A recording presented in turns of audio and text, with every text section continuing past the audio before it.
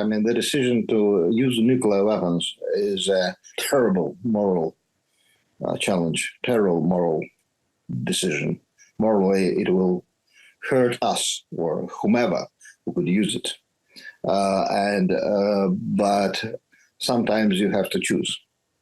The famous Dostoevsky dictum, would you save the child or sacrifice the child to save humanity? It is a philosophical, terrible choice.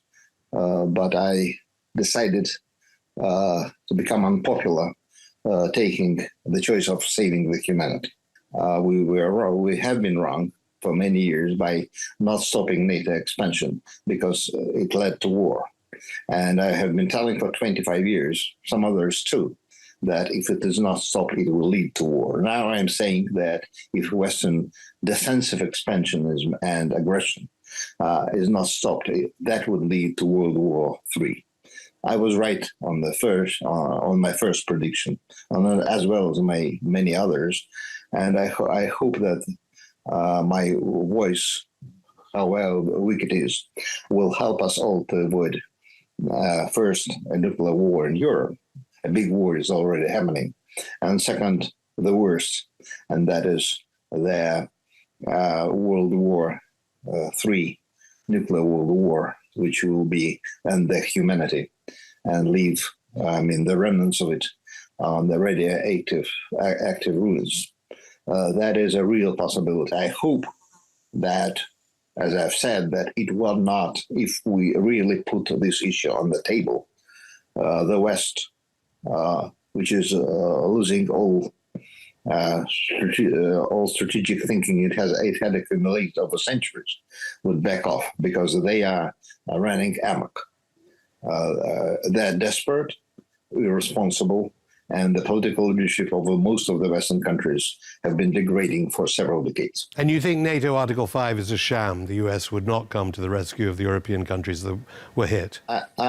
I'm a historian of nuclear strategy, and I know that after Soviet Union got reliable capabilities to strike back, United States never seriously thought about attacking Soviet Union in retaliation, for example, for Soviet attack on Europe. I'm pretty sure that an American president, if he decides to use nuclear weapons against Russia in quote unquote defense of Europe, that means that he's a madman or he hates the United States.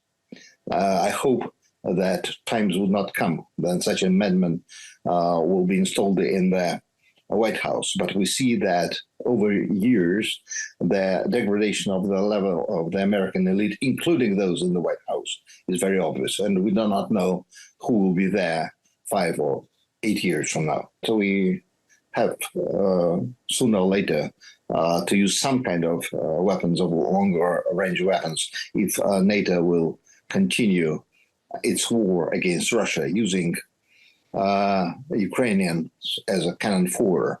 They're fighting so far to the last Ukrainian, but the Ukrainians are now largely financed, armed by the West. So the West is simply using Ukraine, and it is waging a war on Russia. So sooner or later, it will be punished for that. And I have been telling our Western colleagues a decade ago that if ever they would come closer to the borders of Russia, I did an interview, I think, 12 or something years ago to a Der Spiegel magazine, that we would never fight on our own territory.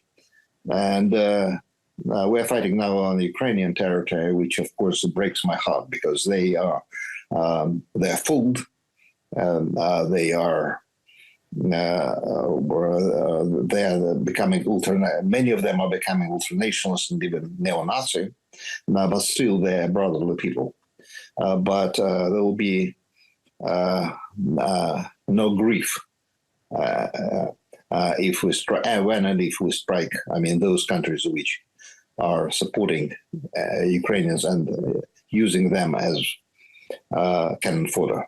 Will Vladimir Putin, will he use tactical nuclear weapons on European countries as per the argument in your article? Oh, well, I hope he wouldn't have to do that. And I think that we should do everything, including those things which I have proposed in my article, to avoid that. But I know that it would be a terrible moral choice, and I don't want to be in the president's shoes. But if this choice comes, I'm in his shoes, would have done that. But that would be, I would be finished as a man.